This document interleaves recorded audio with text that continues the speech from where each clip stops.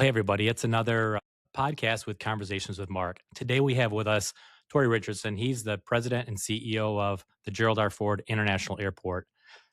This is a busy time of year, but I think probably every time of the year is busy around here. And there's so much going on at the airport here. People in Grand Rapids, I think, we know how great we have it, but I consistently hear from people about what an amazing airport we have. People will fly in and to come to meetings in Lansing, and they'll say, "What a gem you have here." So, congratulations on that. And thank you for running a really great operation. The airport's seen a tremendous amount of growth in the last couple years, and there's more underway right now. Can you talk with us a little bit about what projects you have here right now and what that looks like moving forward? Absolutely, and happy to do so. And thanks for coming out here, Mark, and checking in with us and just to see what's going on. And as you mentioned, every day is a busy day. So we have 8 airlines flying to 35 nonstop destinations. Had another record passenger level this last year with a little more than 4.3 million passengers. So we continue to see that growth, and people in West Michigan continue to want to fly. So Can I interrupt you and say yeah, how many people were flying through here, like maybe pre-COVID or maybe 15 years ago for comparison? oh, that was under 2 million. So Under it's been 2 more million. than it's more than doubled in that time frame. Yeah, that's the growth, right? So how do we keep up with it? That's our Yeah. challenge. That's the everyday challenge that we're dealing with now. Well, but I think it's important to note if you've doubled the passenger volume here for an airport this size, it still feels like home airport. It feels like you walk in, it doesn't feel much different. It's nicer. There's improvements, but it doesn't feel like there's double the volume. You guys have the secret sauce to make people feel like this is the place you want to be, and it doesn't feel like it's the big airport. And that's a great point, and that's something that we're very focused on. So we do want it to feel like it's easy to navigate, it's intuitive, it's efficient, it's quick, and the passenger journey can be one that is seamless, but yet it's a large enough facility that you can get what you need, you can get what you want. So we try to tailor it so the facilities are large enough that it feeds and serves everybody in terms of their needs, but yet it's small enough that you can still get from the parking lot to the gate in a very short time. And so all of the design that we do for all these facility expansions are with that in mind. So you asked, how much construction's going on out here? A lot. So if you back up just a few years ago and to the announcement when we launched the Elevate program, which was a series of several large projects all aimed at enhancing the facilities, but also expanding them to continue with that growth. So Concourse A was the first one, right? That was the first one out of the box. That was meant to expand the terminal concourse, both the gate hold areas, but also paving the way out on the apron area for more space for airplanes. So we were undersized in terms of being able to facilitate airplanes at the gates. And so having more gates, larger gate areas, more space for those planes out on the ramp, but then also just the amenities that we brought into the facility itself with, theme decor throughout the terminal, new food, beverage, retail options. We have the adult changing tables. We have pet relief areas. We have the sensory room. So really intentionally designing things into the facilities to make sure that we are ultra accessible and that we are not a barrier to somebody's journey, but we're a part of it and hopefully something that helps enhance it. Well, That the pro- first few gates, though, I mean, those are, is it 1960s, 1950s design, whatever. So they're narrower, they're smaller windows, but your expansion, it looks like the nicest of nice airports. You added height, you added width, but you also added capacity. So the passengers that go through there have one of the most beautiful places to wait. But you've also really mastered the acoustics. So a lot of airports are really busy and they feel extra busy. And I think maybe that's one of the hometown attributes that I see is that you can sit at your gate and you can hear them calling out from the gate agent and talking about what's happening without everything being all over each other. You've just really done a great job with that. I appreciate that. And again, the team works very intentional with those items and those elements in mind. So how do you serve that? And so in the Concourse A expansion, when you look at the, new facilities, food and beverage retail, all being out in the center, all close to the gates, but in the center where you can literally see all the gates, not be stuck in, kind of a carve out in the wall on the way down there and not really knowing what's going on. People want to be able to see what's happening at their gate. So they like to be able to relax at a restaurant, be able to see everything that's going on around them. So if there's a gate change or something, they feel like they're part of that, they're connected, they can see what's happening and they can move as opposed to feeling a little bit isolated in some of those, dark, dingy, old hold rooms like you referenced that we had back to the 60s, old traditional functional designs. But in addition to the Concourse A, so we didn't stop there. That was, of the $500 million Elevate program, that was 115 million of it. So at the same time we were building Concourse A, we broke ground on our consolidated rental car facility, which is the state's first consolidated rental car facility. I think Which people probably don't really know what that is, and so when they drive here, it's like the next new parking deck that you have off to the northeastish, I guess you'd say. But really, that does a lot of things. It's not just consolidation. It's something that's going to save fuel, yeah. time, energy, and incredibly added convenience for passengers instead of having to go to offsite car rentals and things like that. It's got to save them a lot of money too. Yeah, and that was really the heart of it is a couple, portions of the project were aimed at different elements. One was we need more parking space. So we're about 1,500 spaces short for close-in covered parking. Getting the rental cars out of the existing public parking and into their own facility was one element of it. The other is in that own, facility for all of the rental car operations. You're right, it's removing the congestion out on the roadway and the emissions that those vehicles are putting out when they're having to drive and shuttle those vehicles up and down for the next, guests to rent them.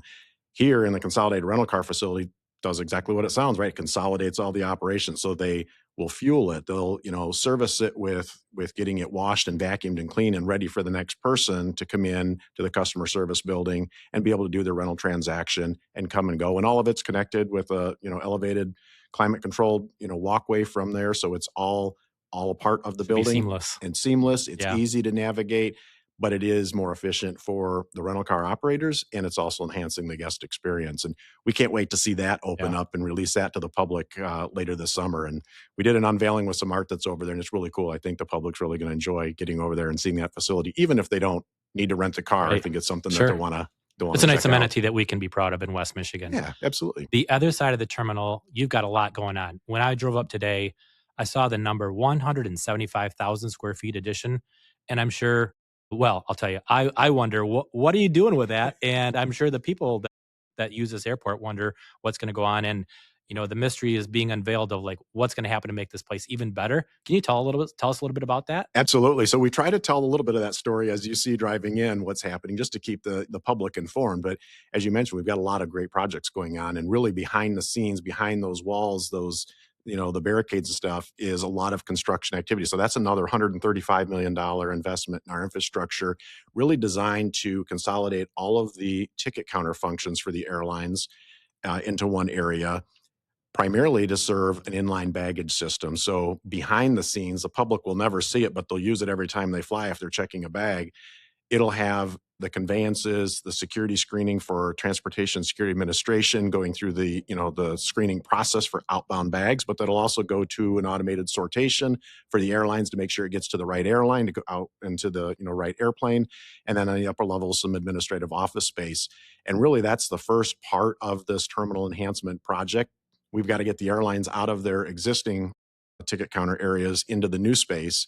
And a later phase will include coming back and redesigning the baggage coming in, or the baggage claim area. So the devices that we have today, there's not enough of them. They're too small. Again, they go back in the 60s, 70s, 80s. We were flying, smaller airplanes, and we don't have those today. We have much larger airplanes, more people, more bags, and those devices are just not big enough. So that expansion, we'll start to see, the public will begin to see some of that this year as we start moving airlines into that new space. But the project wraps up at the end of 2027. And again, that's another one of those, very large expansion infrastructure improvements that we've got going on. And in addition, we plan 40 years out. So when we're talking about what are the future plans look like, we're already looking 40 years out. What does the airfield look like?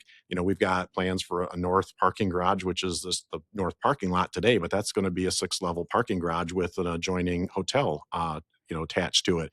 That can't be done until we move our air traffic control tower, which is a ongoing project that we finally have now cleared all of the hurdles in terms of siting, environmental, design, all that stuff is done. Now we're ready to do the construction and build that up out of the ground. And that'll take us a couple of years once we get the green light for the construction, but that will pave the way for more work to happen within the terminal core area with the parking garage, with the hotel and some of the other amenities.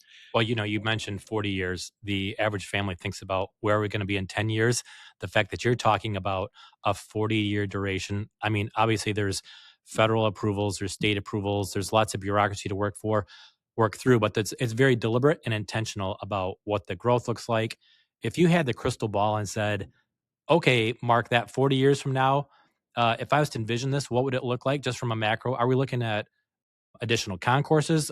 One of the most common questions I get from people is, it's the Gerald R. Ford International Airport. When are we going to see international? Is that going to be part of that? And you mentioned hotel. It's been talked about for a while, and we've talked about it and worked on the tower relocation for a long time. All those things kind of come together, but the crystal ball, what does it look like in 40 years? So, behind the scenes, it takes a long time to get through all of those steps, right? And they're all sequenced in terms of having the right project done at the right time to allow for the next project to happen. So if it's an enabling project, that crystal ball includes a lot of the things that you just mentioned. So a federal inspection station, or FIS as it's called, that is what is needed to process international passengers and their baggage.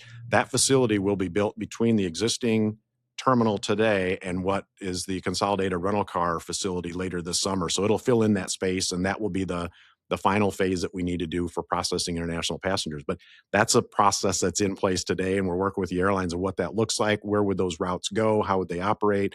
And getting Customs and Border Patrol out here to staff that. Beyond that, we also have, as I mentioned, a new air traffic control tower that will change the landscape of what it looks like out here. Instead of being on top of the terminal building, it'll be on the other side of the airfield, more closely located to the cargo facilities, FedEx and UPS, but also opening up that entire space for additional hangars, maintenance, repair, overhaul type of work that's happening. So more jobs, more businesses located on the airfield.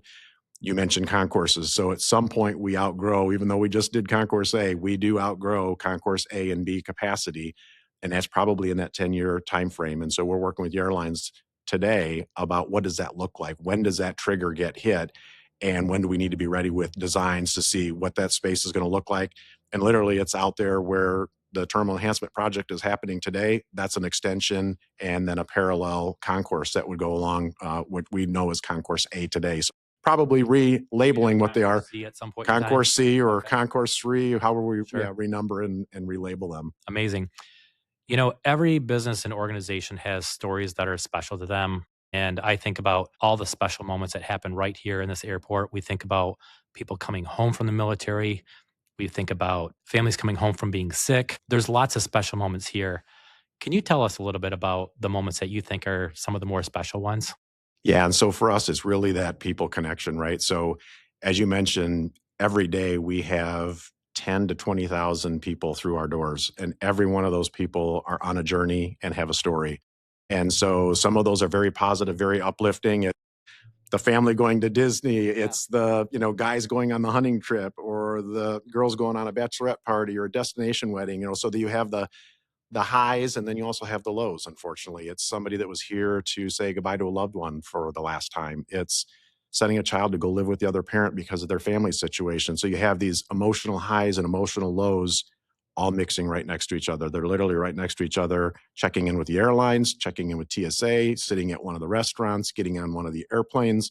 And so for us, understanding that, this is the place with the most hugs and tears of any other facility every single day. And so what can we do to make their journeys, their stories as positive as possible, knowing that in some cases it's just not a very, pleasant experience. So how can we improve that? And how do we do our little part, taking that very serious, but how do we make that just a little bit more positive, a little bit better? And so some of the public things are, the honor flights where Sure. we love to send our military men and women into the nation's capital, see some of the monuments and memorials that are, built in their honor for the work that they've done. But we also have Operation Handshake, where we welcome those folks back. There's things like Make-A-Wish flights, Angel flights, things like that, and Wings of Mercy. Those are great organizations really working behind the scenes in most cases, and people don't really notice that they're doing this every day. And they're really making the impossible possible for some of those families that might have a different need. All those things work together to make West Michigan a really special place, and the airport's really at the center of it for so many people. And I think if you look at that number that you said, between 10 and 20,000 people in and out of these doors every day, it's amazing. We're fortunate to have such a great facility and a great leader like you. Tory, thank you so much for all you do. Thank you, Thank Mark. you to all the staff at the airport here. We appreciate it. Thank you.